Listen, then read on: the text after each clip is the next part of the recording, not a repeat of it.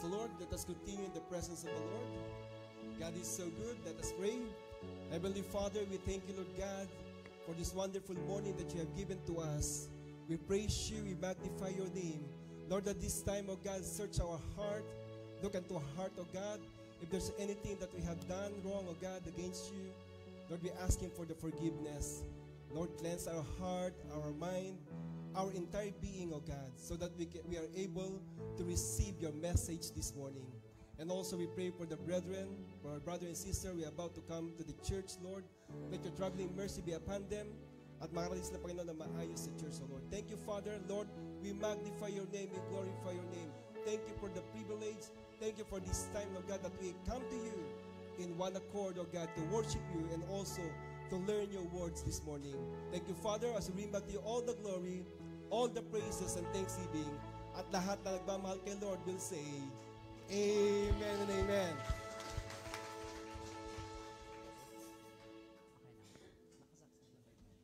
So praise God. Amen, amen, amen. So praise the Lord. Sige po, bago po tayo simula, is there any newcomer in our midst? Meron ba? Bago sa ating kalagitnaan? Meron? Kung wala, sige po, tayo po'y tumayo at tayo magkamustahan sa umagang ito. Can you greet your brother and sister next to you? Sige po, tayo po tayo.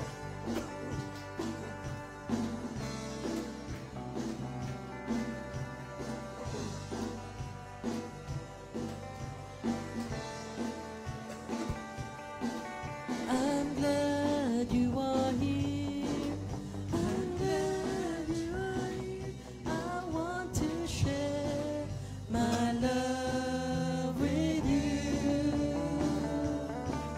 I'm glad you are here. I'm glad you are here. I want to share my love with you. For we are one.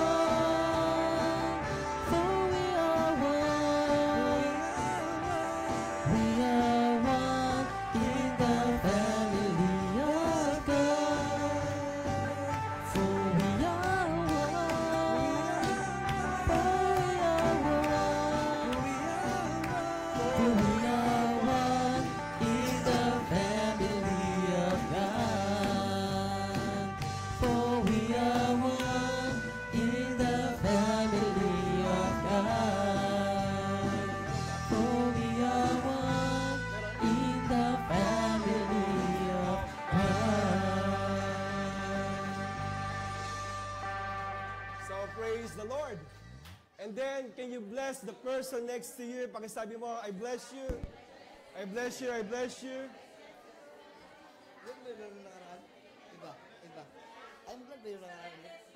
Hey, thank you, I bless you. Sige pa, pag tayo puno na ng blessing, what you gonna say?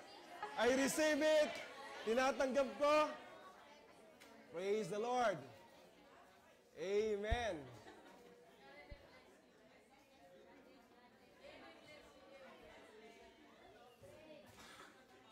Praise God.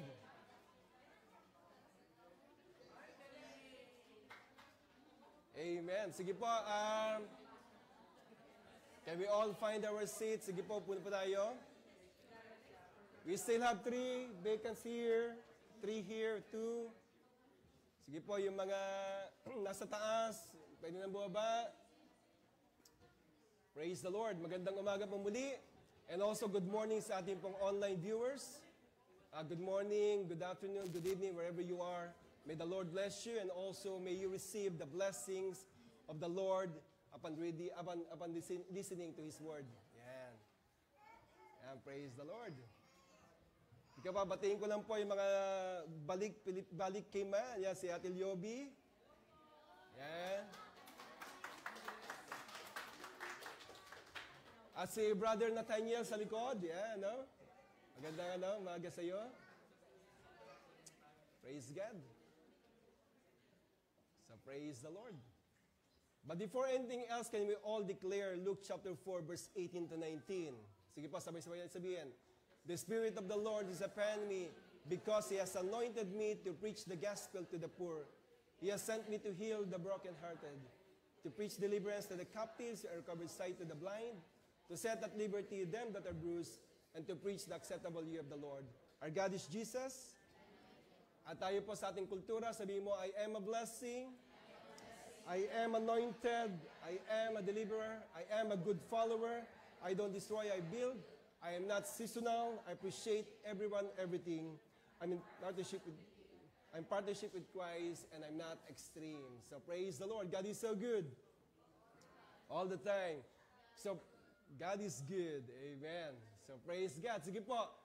Diretso na po tayo sa ating pag-aaralan. The title of my message this morning is all about God's loving care. Alam mo na mapagmahal na pangangalaga ng Diyos para sa iyo. Because I know and I believe the Lord loves us so much.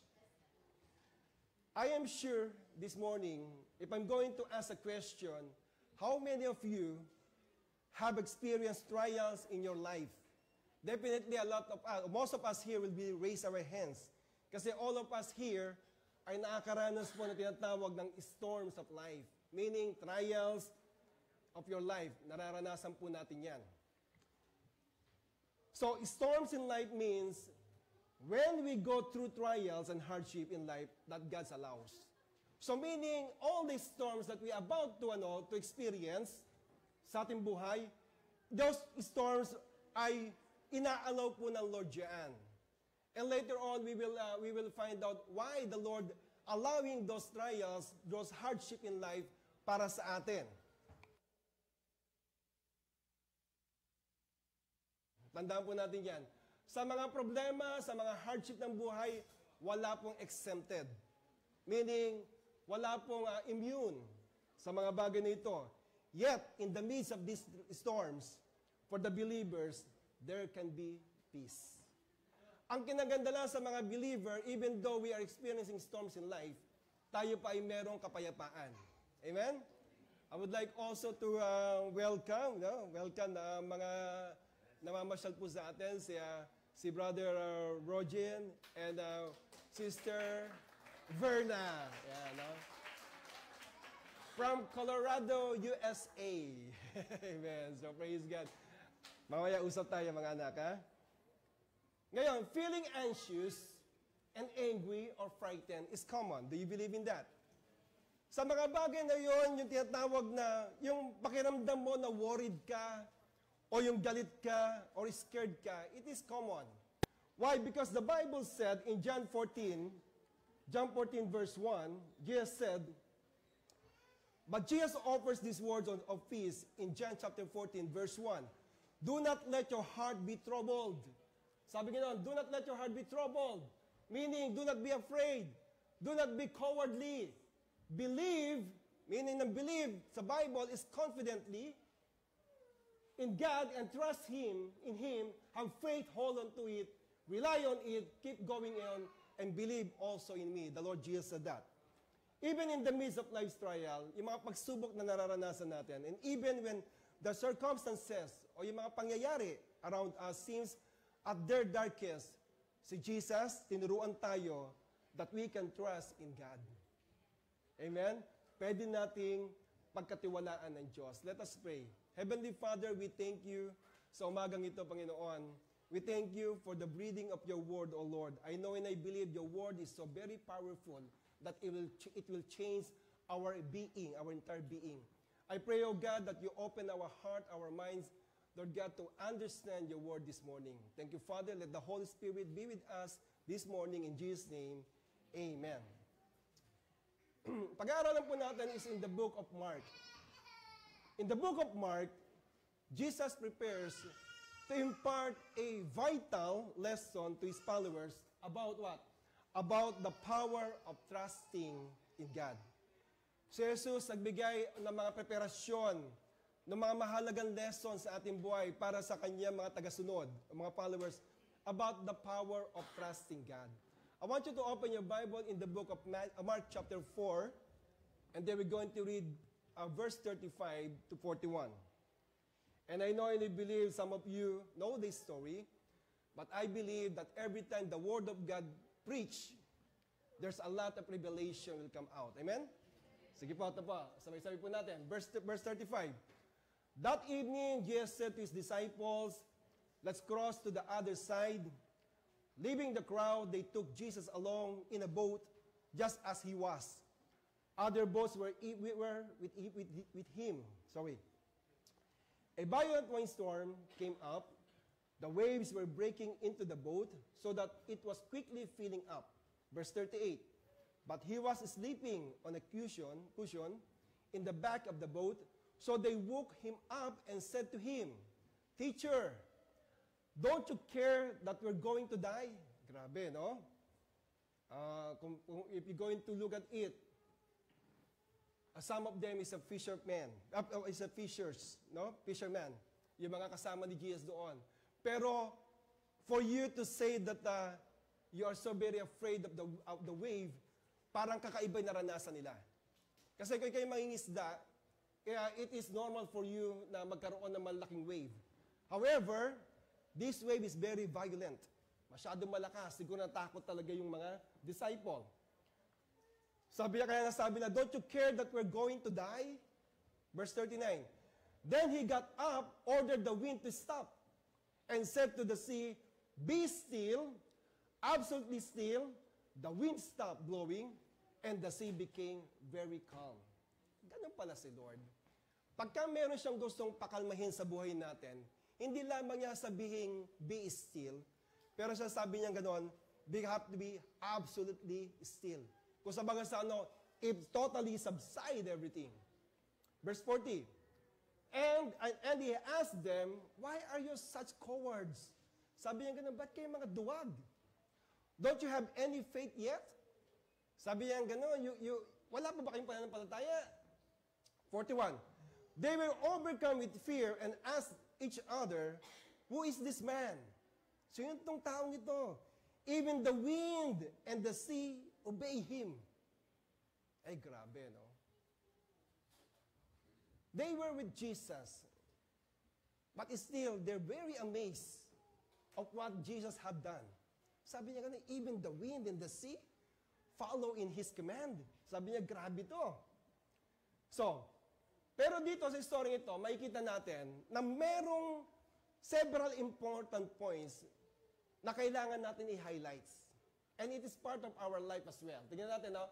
Number 1, makikita mo dito, even though Jesus was with them, a storm still came. Kita nyo, ha? Kahit nakasama na si Jesus, yung bagyo dumating pa rin. Which indicating that no one is exempt from life's challenges. Kaya ikaw kung nakakaranas ka ng any challenges in life, sabing ganun, it is normal for us. Because even the disciples, they're already with Jesus, still, they're not exempt. Naranasan pa rin nila. Pangalawa, even in the storm, Jesus slept. Doon sa panahon na ikay maraming problema na dinaranas, si Jesus nananahimik pa rin. Indicating what? That deliverance doesn't come immediately. Hindi ka agad darating yung pagpapalaya na nabibigay sa inyo ng Lord. So, di ba? Kita nyo, ha? Si Lord na kasama nila that time. The presence of the Lord, presence of Jesus is with them. Still, they are not exempt with those life challenges. Yung bagyo. At kahit nakasama na si Lord, nananahimik pa, still the deliverance doesn't come immediately. Hindi dumarating yung deliverance immediately. Sa buhay natin, ganun din. Why? Bakit kaya? Ayun pang ating sasagutin sa habang tayo nag-aaral ng Word of God. Going through tough times in life help us strengthen our belief and grow as individual. Yun pala yun. Kaya pala dumarating yung mga tinatawag na tough times sa ating buhay in life. Ito pala tumutulong sa atin para tayo palakasin sa ating paniniwala bilang individual. Bakit ka mo? Sabi ni James sa chapter 1, verse 2-3, kinuha ko po sa Amplified, consider it nothing but joy, my brothers and sisters, whenever you fall into various trials. Sabi nga, iba't ibang trials in life. Kaya consider it. Be assured that the testing of your faith or through experience produces endurance. Endurance, ibig sabihin, pagtitiis, leading to spiritual maturity and inner peace. Ganun pala yun. Ibig sabihin nun, magiging mature ka spiritually at also, bibigyan kanya ng alin? Ng inner peace. Kapayapaan sa iyong loob. Tignan natin. Yung joy, yun sa Tagalog ay kagalakan, isn't because of the storm. Yung kagalakan niya, hindi dahil mayroong problema. Hindi yun ang ibig sabihin ni James. But the joy is in the storm, knowing that your faith is going to grow stronger after you come through it. Ayun yun. Hindi ka masaya, hindi ka nakagalak dahil mayroong problema, pero alam mo na mayroong problema, at the same time, kasama mo si Lord, at ito'y pinalalakas ang iyong pananampalataya, at ikay makalagpas sa mga problemang iyon. Amen? So today, gusto ko kayong bigyan lamang ng three transformative ways to uncover peace in the face of hardship and trial. Bibigyan ko kayo ng tatlong pagbabagong paraan para upang matuklasan natin na magkaroon ng kapayapaan pag tayo mayroong mga problema o pagsubok. Are you ready? Number one, believe in the promises found in God's Word. Maniwala ka doon sa mga matatagpuan mong mga pangako ng Diyos sa kanyang mga salita. Mark chapter 3. Mark chapter 4. Thank you. Mark chapter 4 verse 35. Ito sinabi. That evening, Jesus said to His followers, let's go across the lake. Nung gabing iyon, sinabi niya sa kanyang mga alagad, punta tayo doon sa kabilang ibayo. So, makikita mo dito, it was Jesus' idea to cross lake and go into the eastern countryside. Si Lord nagsabi nun eh. So, anong ginawa ng disciple? The disciple is simply following where He led them. So, sumunod lang sila. Sige Lord, if that's what you want, punta tayo. Kasi, ako naniniwala na itong statement na ito ay narinig yun na many times. Ito sabi sa statement. God said it, and I believe it, and that's good enough for me. Marami ako narinig kaya sa mga Kristiyano. Sinabi ng Diyos, pinaniwalaan ko, sapat na yon para sa akin. Di ba? Pag sinabi ng Diyos, paniniwalaan ko yan. Kaya lang, the truth is, this is the way you should be, but many times it isn't.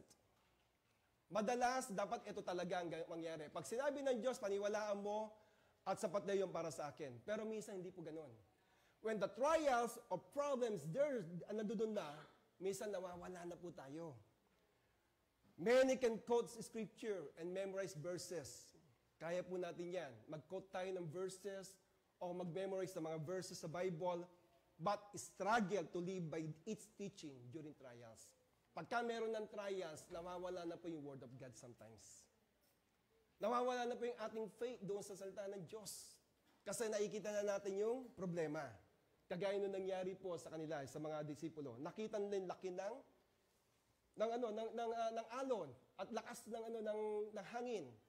So natakot sila. They didn't realize that the Word, which is Jesus, was with them. Kasama nila. The Word of God is living and active. Sabi po sa Isaiah 55:11. It is the same when I give my word to people. It will not return to me without any result. Sabi ng Lord, no, my word does what I want it to do. Gagawin niyo, mangyayari ko yung gusto ko. What I promise to do will certainly happen. If the Lord promised you something in His word, mangyayari yun sa'yo. Kaya dapat maniwalaan mo. At huwag kang matakot even though you see the surroundings na medyo maraming problema, pero panghawakan mo ang Word of God. Why? Because God's Word has stood the test. Maraming bagay po na sinubok ang Word of God. Ang salita ng Diyos ay tatagumpay sa anumang pagsubok. I will give you some example. Sabi doon sa may Genesis, sabi ng Lord, let there be light, and there was light. Word was spoken, and then came to pass. Sinabi lang ng Diyos, magkaroon ng liwanag, at nagkaroon ng liwanag. Yung word din ng Lord nag-came to pass with Abraham and Sarah. Sa paanong paraan? Sinabi ng Diyos, you will have a son. Sabi sa Genesis, and even though they go ahead of God and try to work it out on their own, sabi niya, they still have son. Kasi nainip. Tayo minsan naiinip sa mga pangako ng Diyos. So ginagawa natin usually, inuunahan natin ng Diyos sa kanyang plano sa atin. Kasi they were looking sa physical. Sabi ni Abraham, I'm too old. Sabi naman ni Sarah, I'm too old as well. At hindi ko na kaya manganak. Hindi ako pwede manganak because I am barren. Pero sabi ng Lord, sa salita niya, you will have a son. So they were thinking different thing. Sabi niya ganun, maybe, the Lord is going to give me a son sa pamamagitan ng aking alipin. Di ba? Si Hagar. O so ano ginawa nila? Nagkaroon ng problema. Inunahan nila ang Diyos. Kaya sa atin po, we need to wait sa mga promises ng Lord sa buhay mo. Ang Diyos ay hindi nauhuli. Pinangungunahan lang natin. So ano nangyari doon? Sarah had Isaac even though she was past the childbearing stage. And that is miracle of the Word of God. Grabe po ang Word of God. Alam nyo, many times we hear it and even have it in our head, yung mga naririnig nating istorya, and yet fail to apply sa ating situation. Because why? It's not in our heart. Pag narinig mo yan, itanim mo sa puso mo. Huwag sa ulo lamang. Amen? So when you look at and read verse 35, may makikita ka doon, very something important. Ano sinabi doon? Jesus says, let us pass over unto the other side. Sinabi niya yan, di ba? So meaning, He included Himself. Kasama nga eh. Pero yung disciple, hindi na na-realize na kasama nila si Jesus. Kasi otherwise, pag alam nila na kasama nila si Jesus, definitely yung kanilang fear ay mawawala. Kasi ganun din tayo minsan. We know that God is with us, that Jesus resides in our heart. Pero minsan pagka may problema na, nalilimutan natin na nakatira nga pala si Jesus sa puso ko. Napangungunahan tayo kaagad ng takot at pangamba. Sinabi ni David sa Psalms 23, sabi niya gano'n, yeah, though I walk through the valley of the shadow of death, I will fear no evil, for you are with me. Sabi niya gano'n, kahit ako'y lumalakad pa sa maraming pagsubok, sa maraming paghihirap, pero alam ko kasama kita. Sa buhay natin, ganun din po. Even though tayo nakakaranas ng pagsubok o trials in life, storms in life, masasabi mo rin, even though I walk through the valley of the shadow of death, I will fear no evil because you are with me. Kasama natin si Lord. I know hindi to easy. I know it is not easy, but the word true is the key. Ano ibig sabihin doon? That means you will come out on the other side. Pag sinabing true, ibig sabihin doon from side to side. Tatagos ka. Some people have false idea. Kala ng iba kasi, alam mo, kaya ka nakakaranas ng pagsubok ng buhay, o problems in life, o trials, kasi nag-stop ka mag-follow kay Jesus. Maling konsepto po yun. Na minsan, akala nila, pag hindi ka gumawa ng masama, kasama mo lagi si Lord. And then when the time that you did something wrong, at mayroong problema dumating, you thought, akala mo, ay iniwan ka ng Diyos. Hindi mo nakasama si Lord. And it is a wrong concept sa buhay natin. Kasi when done something wrong, hindi po ito lagi sa case na nangyayari. In the Old Testament, pakitaan ko lang po kayo, na merong sa Old Testament na isang propeta, ang pangalan niya ay si Jonah. Si Jonah po ay kinamand ni God to preach to the people of Nineveh that time. Kasi the Lord God is about to destroy Nineveh that time because of the sin na ginagawa nila doon. Pero ano po nangyari? I know you know the story of Jonah. Kaya si Jonah, he hated Ninevites. Ayaw niya sa mga taong yun.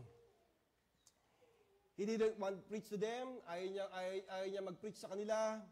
So instead, ano ginawa niya? Instead of following God, he ran the other way. Tinakbuhan niya. Yung pinagagawa ng Lord sa kanya. Ano ginawa niya? Nagbayad siya ng isang bangka para siya ay lumayo doon sa Nineveh. Ayaw niya pumunta. Kaya lang, abang siya lumalayo, nagkaroon ng bagyo. And then, After going far and far, ano nangyari? Nagwo-worsen yung bagyo, lumalakas.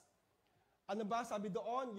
Yung kanilang bangka ay nag-toss around, it would have been destroyed. Maaring pwedeng masira. And then, sabi sa istorya, the crew discovered that it was Jonah's fault. Nalaman nila na ito kagagawa ni Jonah. Kasi may ginawa siya. They were in the mess. Sabi ni Jonah gano'n, it is I the problem. Sabi gano'n, all you have to do is throw me. Tanggalin niyo ako dito. And sabi nga sa istorya, they trying to save Jonah. Sabi niya, no. Gawin na natin ganito, tapon natin ating mga gamit, baka sakaling hindi tayo lumubog. Sabi niya, no, it's me. It will stop pag ako'y nawala sa bangkang ito. So, ginawa na tinrow nila si Jonah. And then after that, we know that kinain siya ng malaking balyena, the whale swallowed him, and then he spent 3 days in the belly of the whale. Di ba? Nasa loob siya ng belly. Kita mo, ha? Jonah was led into the storm because he wasn't following God. Kita niya, ha? Kaya siya nagkaroon ng storm sa buhay kasi hindi niya sinunod si Lord. Pero itong mga disciple naman ay different. Sila ay sumunod doon sa pinagagawa ng Diyos, but still, nakaranas pa rin ng storm of life. Meron dalawang powerful revelation. 2 powerful revelation that emerge from the storms and trials that come our way. Meron dalawang revelasyon na mag-a-appear. Bakit ka ba nakakaranas ng storm? Dalawa lang po yan. Unang-una ay correction. Maaaring kaya ka nakakaranas ng storm in life, kinokorek ka ng Lord. When God guides us through discipline, kagaya ni Jonah, nakaranas siya ng storm, kinokorek siya ng Lord. Maybe, kaya ka may storm sa buhay, God is trying to correct you. Pangalawa, perfection. Paano yung perfection na ito? When God guides us on our journey of growth. Gusto naman ng Lord na ikay lumago sa iyong pananampalataya, kagaya ng mga disciples. Amen? So, dalawa pala yan. May correction at perfection. When you are in your trial, a hardship in life, or a problem in life, maybe the Lord is going to correct you, or maybe perfection ang ginagawa sa ng Lord, to trust Him. Ang storm or hardship of life was designed for the purpose of what? Helping Jesus' followers to trust Him in every situation. So, ang purpose pala ng pagkaroon ng mga problema, trials, hardships sa buhay, para sa kanyang mga tagasunod, ay to trust Him in every situation. Upang siya ay pagkatiwalaan sa lahat ng bagay. Pangalawa po tayo, second transformative ways to uncover peace in the face of hardship and trials. Pangalawa, embrace. Embrace the truth that the presence of God resides within you and let go of fear. Kailangan yakapin natin na talagang presensya ng Diyos ay nananahan sa iyo. Kasi ang problema natin, we didn't see God. Kaya pagka meron dumarating na mga pagsubok, nalilimutan natin na kasama natin si Lord. Ano sabi sa Mark 4:37 and 38? Sabi doon, a violent windstorm came up. The waves were breaking into the boat so that it was quickly filling up. Grabe grabe naman yung bagyong yon. Verse 38, sabi nga doon, but he, si Jesus, was sleeping on a cushion in the back of the boat. So they woke him up and said to him, Teacher, don't you care that we're going to die? Grabe naman yun, no? Alam nila, nakasama na si Jesus. Pero natakot pa rin sila. Pero ikaw, pag in-embrace mo, nakasama mo si Lord, nakatira sa puso mo, mawawala ang takot. Amen? Mawawala yun. Magigiba siguro kung sinabi ni Jesus na hindi siya kasama doon. Sasabihin niya, you travel across the lake, and I'll meet you on the other shore. Ibang usapan po yun. Ibig sabihin nun, hindi mo kasama si Jesus. Pwede rin sabihin ng Lord, sige, gawin mo lang yan. Imimit na lang kita sa kabila. Aba-iba yung usapan yon. Ibig sabihin nun, you are going to do it your own. Hindi mo kasama si Lord. Pero hindi naman ganun eh. He assured them, we will go. Sinabi ng Lord na, we will go. Kasama niyo ako. Jesus traveled with them in the boat. They had nothing to fear. Kaya lang, yung fear is still slide in. Ando doon pa rin. Parang sa atin, nag-aalinlangan tayo. We already prayed. We already asked something in the name of Jesus. The Bible says, whatever you ask for in my name, God the Father will give it to you. Kaya lang ginagawa natin, pinag-pray na natin, at alam natin, sinamahan na ng Lord yung prayer natin, is still, meron pa rin tayong pangamba, we still fear na baka hindi mangyari yung gusto mo. Pero remember this, say, Lord, when you accepted Jesus Christ as Lord and Savior, He became the residence of your heart. Nakatira siya sa puso mo. Kasama mo siya palagi. Kaya ngayon, tayo nagkaka-relate din minsan sa mga disciples na nangyari sa buhay nila. I know and I believe damanas tayo na maraming pagsubok. I don't know how hard or how soft yung naranasan. Pero lahat po tayo nakaranas niyan. Amen? Pero, kumapit ka kay Lord. Kasi alam mo na si Jesus is always with you. Lagi mong kasama. Maybe yung cloud mo, darken na. O yung marami ng mga lightning na dumarating. It's natural to cry to God. Pwede yung para sabihin, God, don't you care about me? Pwede yung para sabihin sa Kanya yun. Kapatid, mahal tayo ng Diyos. Marami kasi sa mga Kristiyano, nagkakamali sila ng idea that following Jesus produces smooth sailing. Akala natin pag tayo sumunod kay Lord, everything will be smooth. Pero hindi po ganoon. We see the life of Paul. Talagang all of his life binigyan niya kay Lord. Pero he still experienced a lot of trials in life. He was almost killed. Di ba? Hinampas siya ng many times. Sabing ganon, yung kanyang barkong sinasakyan, lulubog. At marami siyang insulto na ranasan. He followed Jesus that time.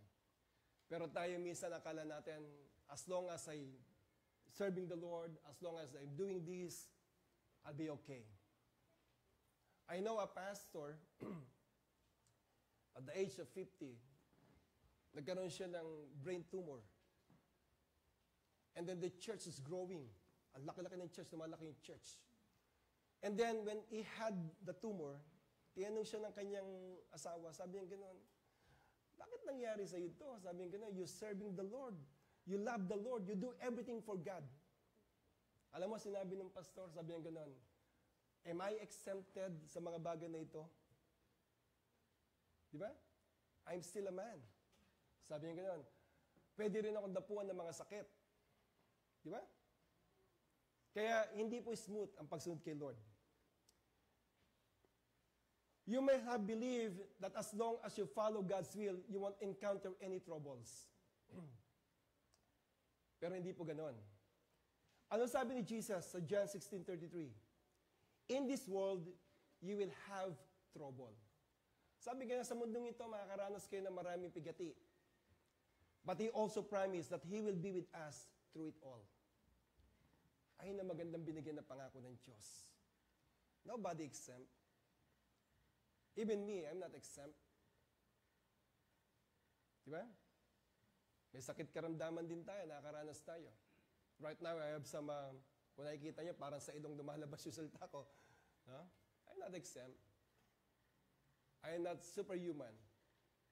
But still, I know that God is with me. The Lord is my strength. No? Nagbinibigay ako ng kalakasan. Praise God. Sinabi rin sa Bible, tandaan po natin ito, Isaiah 43 verse 2. When you go through the sea, I will with you. When you go through rivers, they will be no sweep you away. Grabe, no? Kahit nasaan ka, sabi nga, sasamahan ka ng Diyos. A powerful recognition that empower us to identify the difference between bad fear and good fear. Meron po yan, dalawa yan.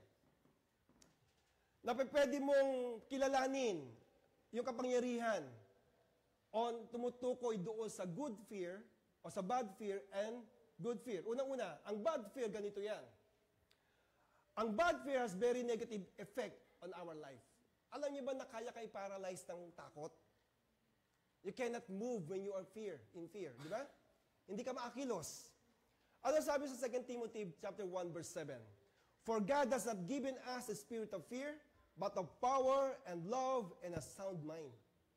So ang takot, hindi galing kay Lord. Amen? Hindi galing kay Lord yan. Binibigyan tayo ng Lord ng power, ng love, and sound mind. Kasi ang takot po, lagi po yan nasa isip lang. Kasi ang bad fear, it can challenge our faith. Kina-challenge yung faith niyan. Hindi mangyayari yan, sasabihin sa'yo. Hindi mo makukuha yan. Sa ina-applyan mong yan, hindi mo makukuha yan. Yung business mong yan, hindi lalago yan. Ano nangyayari? Itina-challenge yung faith mo. Pero because you are trusting God, or you know the plan of God in your life is to prosper you, not to harm you, pagkakapitan mo ngayon yung pangako yun. So, mangyayari ngayon, yung bad fear, it can challenge our faith and distract us from focusing on God. Nawawala ka sa focus kay Lord. Sometimes, pagka nandun ka na sa bad fear, nawawala na yung focus mo kay Lord. Gumagawa ka na sarili mong paraan. Hindi mo na nilalagay ito sa kamay ng Diyos. Etong fear na ito comes from the devil. Yan takot na yan. A spirit of fear is very destructive sa buhay. It causes what? Worry. Nagwo-worry ka na ngayon. Pangalawa, nagbibigay ng anxiety sa ating buhay. Pangatlo, nagkakaroon ng panic attack. Ayun na matindi. And depression. And then to lead to what? Sometimes to kill yourself. Di ba? Pagka-depress ang tao, pinababayaan na yung katawan. Ang nangyayari is either magkakaroon ng mental problem or pag hindi na kinaya ng ginagawa, they kill themselves. Ayun pong ginagawa ng bad fear sa buhay. However, ang good fear ganito. Ang good fear is characterized by a sense of wonder and reverence towards God. Yun, banal na takot kay Lord. Ibig sabihin nun, you fear God because He is God. Amen? Sabi sa Psalms 134 verse 14, 139 verse 14, I will praise you for all the for I am fearfully and wonderfully made. Marvelous are your works, and that my soul knows very well. That is a good fear. Kasi why? You wonder the works of God. And then, ginagalang mo yung presence ng Lord. And that is the good fear. Pangatlo po tayo. Third, transformative ways to uncover peace in the face of hardship and trials. Pangatlo po ay trust. Trust tayo. Ano una? Believe in God's Word. Embrace that the presence of God is with you. At ang pangatlo po ay trust in God. Trust in God's love and power in every circumstance. Ibig sabihin ng pinaniniwalaan mo yung kapangyarihan ng Diyos. Magtiwala ka sa kapangyarihan ng Diyos at sa kanyang pag-ibig. Mark chapter 4 verse 39, ito sinabi, Then he got up, ordered the wind to stop, and said to the sea, Be still, absolutely still. Kita nyo ha? Hindi niya sinabing, tumigil ka, kundi sabi niya gano'n, tumigil ka talaga. Ibig sabihin nun, tama na. Alam niyo ba na every trial sa dumarating sa buhay ng tao ay alam ng Diyos hanggang saan ka lang? Hindi palalagpasin ng Diyos ang limit na binigay niya sa iyo. Pagka alam niyang you're done, doon po'y kumikilos si Lord. Amen? Si Jesus, love niya si God. God the Father allowed him to sleep through the storm. Kasi alam niya, ang pag-ibig ng Diyos nasa kanya. But His love, yung pag-ibig ni Jesus, for His fearful followers, sa kanyang disciple, it caused Him to get up. Kikilos ka agad si Lord. Pag nakita niya, tayong mga followers tayo, na tayong mga followers niya, ang ginagawa niya, na kailangan niyang tulong natin, He get up right away. Ini-imagine ko nga kung ano yung nararamdaman ng mga disciples that time. Nung sinabi ng Lord na yung pinakam ng Lord yung wind, and yung sea simply by the power of His word. Grabe, no? Sinabi niya lang yan, no? Kasi ganito po kasi yan. Usually, pag tayo po'y nakakaranas ng hurricane, no?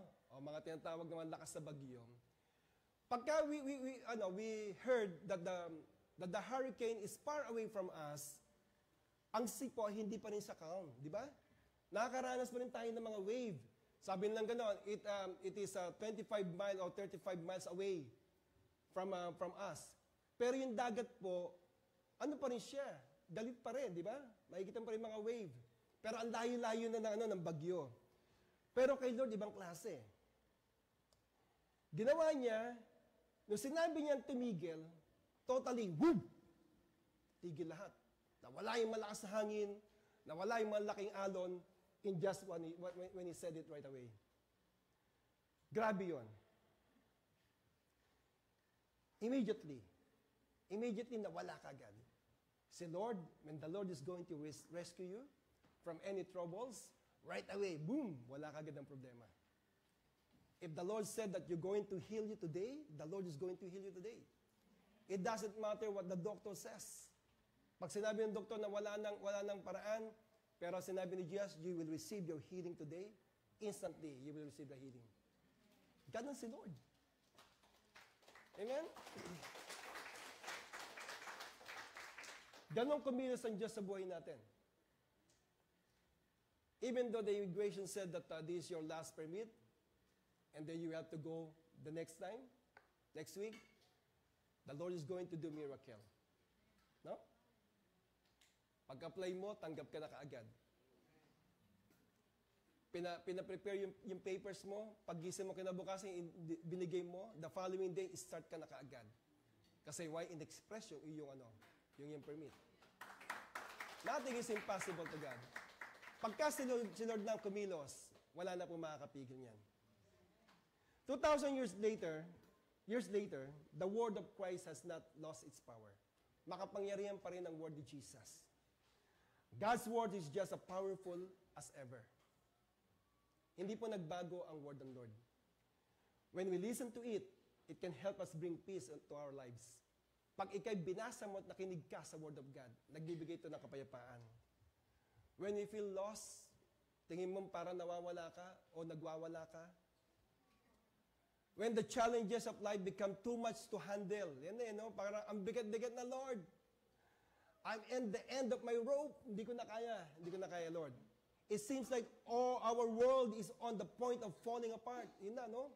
Maybe your marriage, maybe your relationship, maybe your job, your company is about to bankrupt, those things, no?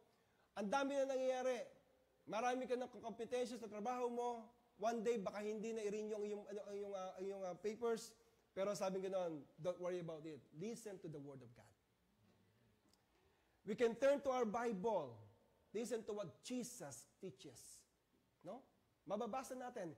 His words will bring peace to our worries and calm our struggles. Habang binabasa mo ang Bible. Kapatid, meron lamang ko iwan dito. Here's a verse that captures the essence perfectly. Sa Mark chapter 5 verse 1. Ang sabi doon, and they came to the other side of the sea. Ano ang purpose the first time when Jesus with them? Sabi niya, let us cross to the other side. Di ba? When they were in the middle, something happened. Maybe sa buhay mo ganun din. Yung buhay mo, maybe in the middle of your life, nakaka-experience ka na maraming trouble and a lot of problems, pero ina-assure ng Lord na makakarating ka rin sa kabila. Hindi ka pabayaan ng Lord. You will also reach the other side regardless of the challenges you face. Amen? God is so good. Sige po, tayo po'y tumayo na. Oh, glorify your name, O God.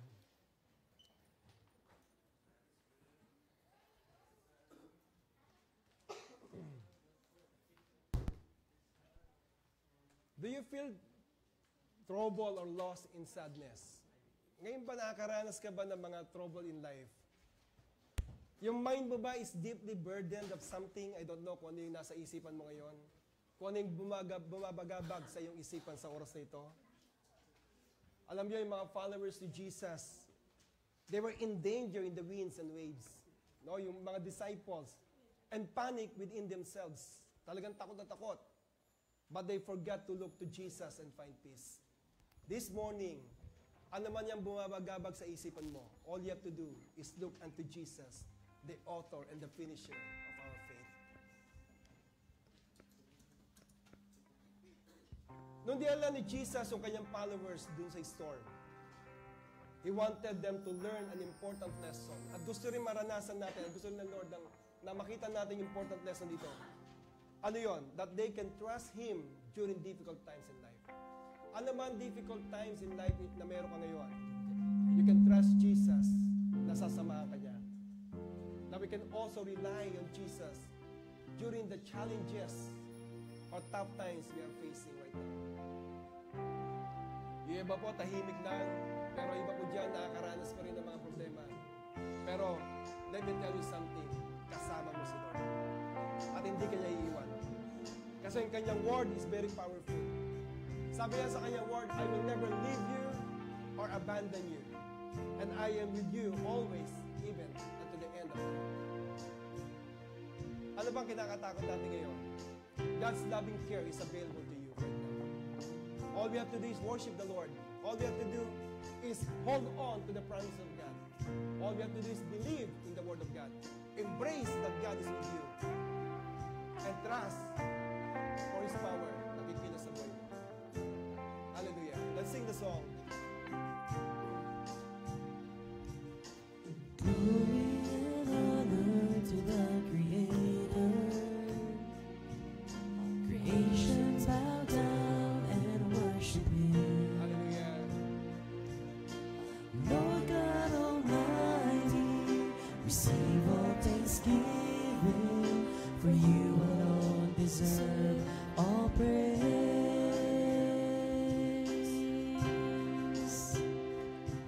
I believe in you, God of Abraham.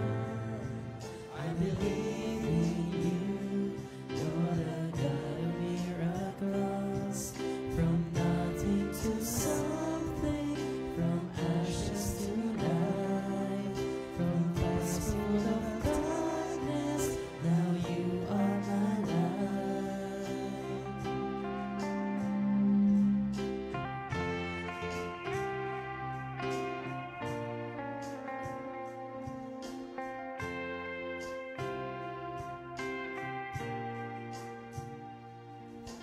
My heart's desire is to please you. My heart's desire is to honor you. Thank you for molding me by your Spirit. I'll keep on trusting you alone.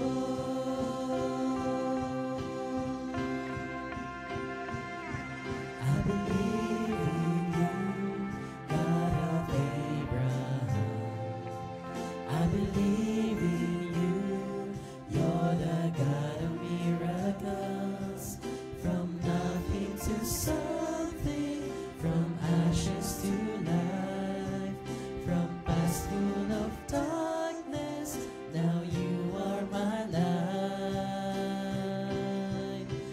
Lord, I believe in you. Lord, I believe in you. Lord, I believe in you. Lord, I believe in you.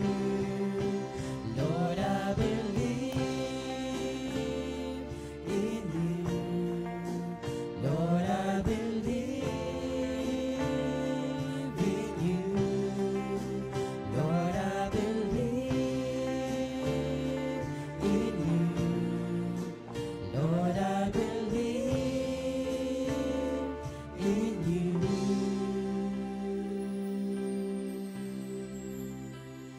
Kapatid, at this time, I don't know what is your storm right now. Maybe health, maybe wealth. Alam mo yun? All I can say is, sasamahan ka ng Lord. Maybe you are in the start of your storm, maybe you are already in the middle. But I assure you, palalagpasin ka ng Lord God. You will come to the end.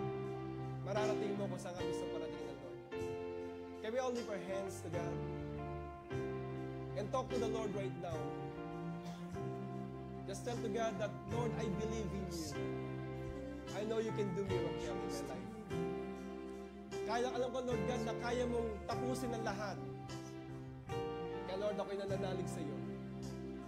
Kapatid ko, ikaw may sakit ngayon, I know the Lord can heal you right now. Because the Bible said, by stripes of Jesus, we are healed. Kung Panginoon, ngayon may pagkakaipapangan, kulang ka for something, pupunin ka ng Lord. Sabi niya sa kanyang salita, I will supply your needs according to your riches, according to my riches and glory. Ano mga sitwasyon mo ngayon? Yung loving care ng Lord ay palagi nandiyan sa atin. The Lord is going to embrace you with His power, with His love, and He will do miracle upon your life.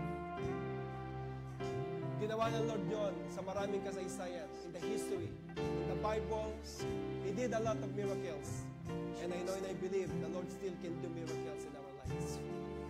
Father, Heart God, right now, I release the power of your presence upon your people right now. God, lahat, Panginoon, nakakailangan ng tulong mula sa iyo. Lord, I release it in the name of Jesus. Lord, you are our God. We can do everything. Walang limitasyon, Panginoon, ang iyong kapangyarihan. Even kamatayan, Panginoon, tinalo mo. And we believe, oh God, na merong magandang kinabukasan na nag-aantay sa bawat isa. Lord, bless each and every one.